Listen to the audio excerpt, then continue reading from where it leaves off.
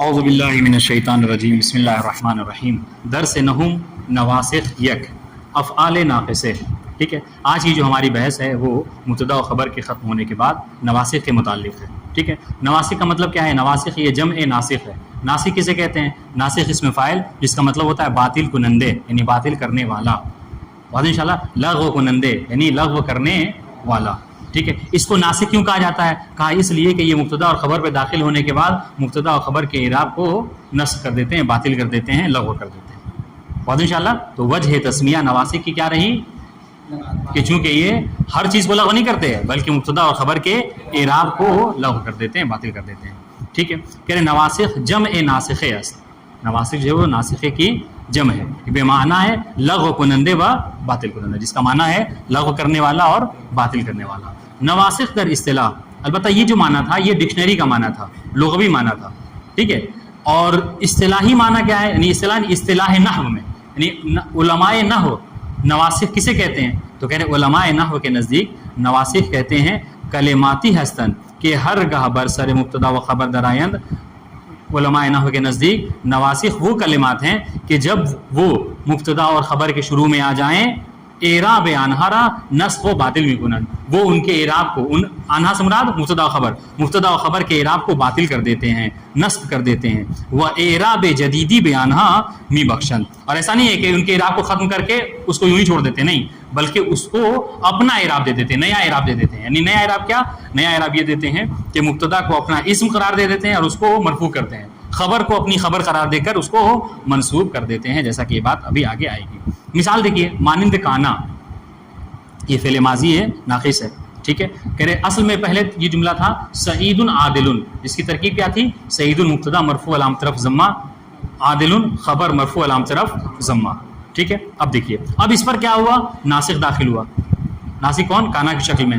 ٹھیک ہے، اب جب ناسخ داخل ہوا تو کانا سعید عادل، ابھی اس نے عمل نہیں کیا، ابھی بس بتا رہے ہیں کہ سعید عادل پہ جب کانا داخل کریں گے تو یہ ہو رہی. اب سنیے، اب جب ابھی کیا، اب یہاں پہ یہ کانا سعید عادل، یہاں پر کیا ہے؟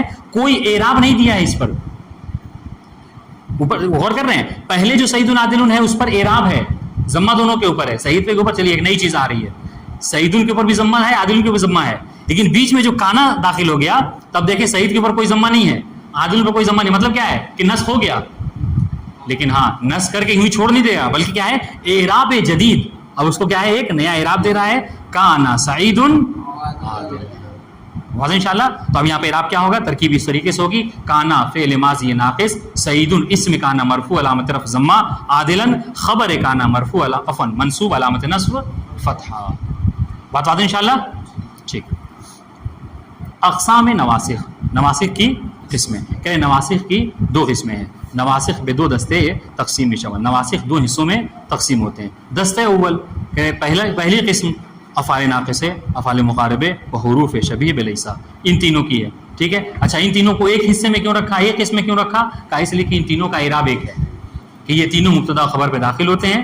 ٹھیک ہے، اور مبتدا کو اپنا اسم قرار دے کر مرفوع، خبر کو اپنی خبر قرار دے کر منصوب کر دیتے ہیں. دوسری قسم کیا ہے نواسخ کی؟ کہ یہ بھی مبتدا خبر پہ داخل ہوتے ہیں مگر کیا ہے؟ یہ پہلی والی قسم کے برعکس عمل کرتے ہیں.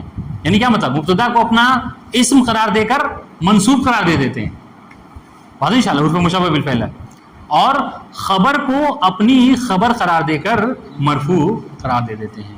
جیسے ان اللہ عادل، واضح انشاءاللہ، اللہ عادل تھا، ان اللہ عادل، ان حرف مشبہ بالفعل، اللہ اسم کانا اسم انا منصوب علامت نصب تھا، عادل خبر انا مرفوع علامت رفع ضمہ. بات آتا انشاءاللہ. ٹھیک. افعال ناقصے، کہہ رہے افعال ناقصے سیزدے فعل مباشن کے عبارت انداز. یہ افعال ناقصہ جو ہے وہ کیا ہیں؟ 13 افعال ہیں، 13 فعل ہیں. ٹھیک ہے، کہ ان کا سب کا معنی اپنا الگ الگ ہے. اردو میں ہم لوگ کے لیے سمجھنے میں زیادہ آسان ہے. جیسے کانا، یہ بوت کے معنی میں ہوتا ہے، یہ تھا. ٹھیک ہے، کانا سعید عادلا، سعید عالم تھا.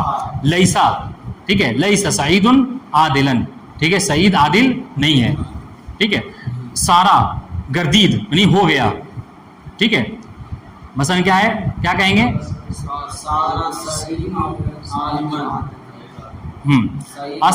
اس طریقے سے اصبح، اصبح شدھ کے معنی میں بھی آتا ہے اور صبح کے وقت کو بھی کہتے ہیں اصبح. آپ نے دیکھا ہوگا عام طور سے جب آپ روایت وغیرہ پڑھیں تو عام طور سے لوگ آتے ہیں امام کی خدمت میں اور آ کے امام سوال کرتے تھے کیف اصبحت یا ابن رسول اللہ، اے فرزند رسول آپ نے کس طریقے سے صبح کی. بات ہے انشاءاللہ. تو عربی میں ایک طریقہ ہے بولنے کا کہ جب انسان آئے تو کس سے اگر خیریت پوچھنا ہو تو یہ پوچھتا ہے کیا کیف اصبحت، کہ آپ نے کیسے صبح کی. بات ہے انشاءاللہ. ٹھیک. اصبح یعنی شد اور ہنگام صبح کے وقت کو بولتے ہیں. اضحیٰ کیا ہے؟ شد یعنی ہوا کے معنی میں، اور ہنگام ظہر کے وقت کو بولا جاتا ہے. ٹھیک ہے. امسا شد ہوا اور ہنگام شب رات کے وقت کو بولا جاتا ہے. ذلہ شد در طول روز پورے دن کو بولا جاتا ہے. ٹھیک ہے. مثلا کیا ہے بقی عندہ ذل الیوم، کہ میں اس کے پاس جو کیا ہے بقی تو عندہ ذل الیوم، میں اس کے پاس پورے دن رکا، پورے دن تھا. بات انشاءاللہ. باتا یہ شد کے ہی معنی میں آتا ہے، لیکن کیا ہے یہ اگر وقت کے حوالے سے بولا جائے تو یہ رات کے وقت کو بولا جاتا ہے. اگر کہیں پہ رات گزرے اس کو، اس لیے انسان گھر کو بیت بولتا ہے. کیوں؟ اس لیے کہ اس میں کیا ہے انسان رات گزارتا ہے. خانہ کعبہ جب تک مولا کائنات کی ولادت نہیں تھی وہ بیت نہیں تھا. واضح انشاءاللہ. کسی نے رات نہیں گزاری تھی اس میں، لیکن کیا ہے جب مولا کائنات کی ولادت ہوئی 3 دن جناب فاطمہ بنت اسد اس میں نہیں، تب اس کو بیت کہا جانے لگا. واضح انشاءاللہ. خیر. ہاں بیت المقدس یا خانہ کعبہ کو بولا جاتا ہے. ٹھیک ہے. دیکھیے ما زالا ما داما ما برحا ما فتح و من فکا، ان سب کا معنی کیا ہے؟ ہمیشہ بود. ہاں ہمیشہ تھا کے معنی میں آتا ہے. افعال ناقص، اب اس کا عمل بتا رہے ہیں جو ہم پڑھ چکے ہیں. افعال ناقص برسر مبتدا و خبر در آمد ہے. افعال ناقصہ وہ ہیں کہ جو مبتدا و خبر کے شروع میں آتے ہیں. وہ مبتدا را بے عنوان اسم خود، اور مبتدا کو اپنے اسم کے عنوان سے رفع مدہن، اس کو کیا کرتے ہیں رفع دے دیتے ہیں. وہ خبر را بے عنوان خبر خود نصب مدہن، اور خبر کو اپنی خبر کے عنوان سے، یعنی مبتدا خبر نہیں اپنی خبر کے عنوان سے اس کو نصب دیتے ہیں. مثال سعید عادل مبتدا خبر، اس پر جب افعال ناقص داخل ہوا فعل ناقص تو کہہ رہے کانا سعید عادلا. محل شاہد کیا ہے کہ دیکھیں اب یہ کانا فعل ماضی ناقص، سعید اس میں کانا ابھی مبتدا نہیں ہے، سعید اس میں کانا مرفوع علامت رفع ضمہ، عادلا خبر کانا منصوب علامت نصب فتحہ. بعد انشاءاللہ اس طریقے سے کہتے ہیں. دوسری مثال اصبح المریض سالما، مریض کیا ہے سالم ہوا. ٹھیک ہے. مریض صحیح ہوا یہ بھی معنی کر سکتے ہیں. اور مریض نے صحت کے عالم میں، سالم کے عالم میں کیا کیا؟ صبح کی. بعد انشاءاللہ صبح کے وقت وہ ٹھیک ہو گیا.